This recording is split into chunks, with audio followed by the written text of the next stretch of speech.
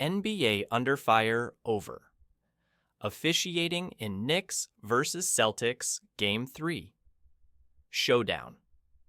The stakes were sky high and the lights of Madison Square Garden never shone brighter. Game 3 of the Eastern Conference semifinals between the Boston Celtics and New York Knicks wasn't just a clash of basketball titans. It became a lightning rod for controversy. After collapsing in dramatic fashion in Games 1 and 2, blowing double-digit leads in both, the Celtics walked into the Garden carrying the weight of a fan base in panic and a legacy on the line. Down 0-2 in the series, and with the ghost of playoff disappointment looming, Boston needed a response, and early on, they delivered.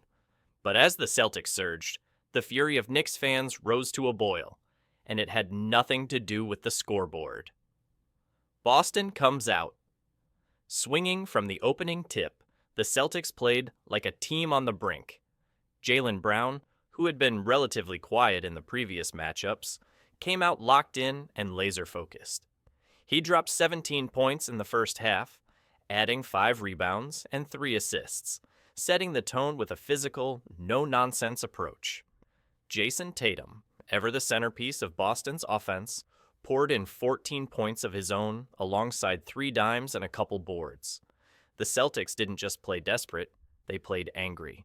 The ball moved crisply, the defense rotated sharply, and the team looked every bit like the defending champions trying to reclaim their respect.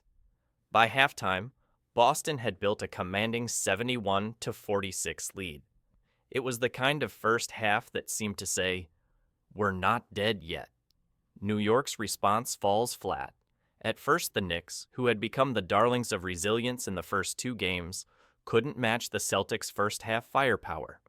Karl Anthony Towns led the way with 13 points and 6 boards, while Jalen Brunson chipped in 12, trying to steady the ship. In Games 1 and 2, New York had clawed back from seemingly insurmountable deficits.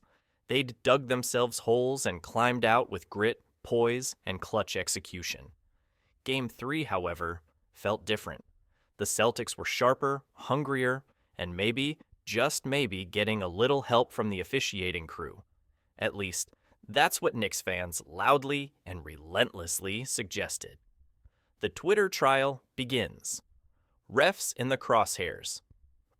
As the Celtics' lead ballooned, the New York faithful didn't stay quiet. Instead, they took their frustrations online, turning social media into a courtroom and the referees into the accused. "Refs got the Celtics," one user wrote, summing up what quickly became the prevailing sentiment. "Will the refs let Celtics do anything they want all day? Or can we get a foul call? Yeesh," another fan tweeted, echoing the growing suspicion that whistles were leaning one way. More comments flooded in. "We see what the refs doing. They want Boston to win. SMH." Another post pointed to a particularly questionable call. "So the refs are being paid by Boston because giving Peyton Pritchard a shooting foul when he wasn't even shooting, and not giving Hart nuts." One user didn't mince words. "When the Celtics deliberately foul Mitchell Robinson, the refs call it quick, but when it's a blatant over the back, there's no foul for Mitch." This wasn't just fan outrage. This was a full-blown officiating controversy, and it cast a shadow over what had otherwise been Boston's most complete performance of the series. A history of comebacks and calls. The Knicks' track record in the series only added fuel to the fire. In Game 1, they had stormed back from a 20-point deficit to win 108-105 in enemy territory.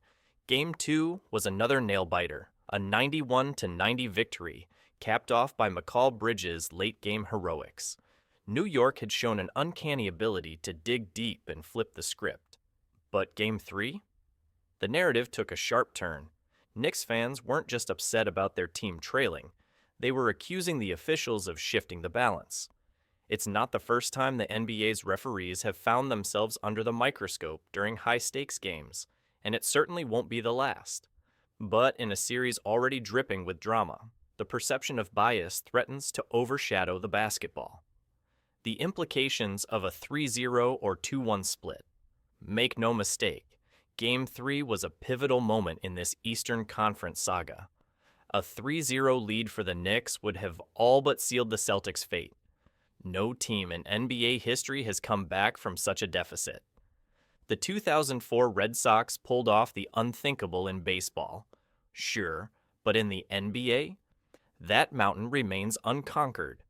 The Celtics, aware of that cruel stat, played like their season was on the line, because it was. On the other hand, the Knicks were staring down a golden opportunity to put the series in a stranglehold, but with momentum snatched away early and foul calls drawing more attention than fast breaks, they never got their rhythm. A war of narratives. Skill versus favoritism. In the world of sports, perception can be as powerful as reality.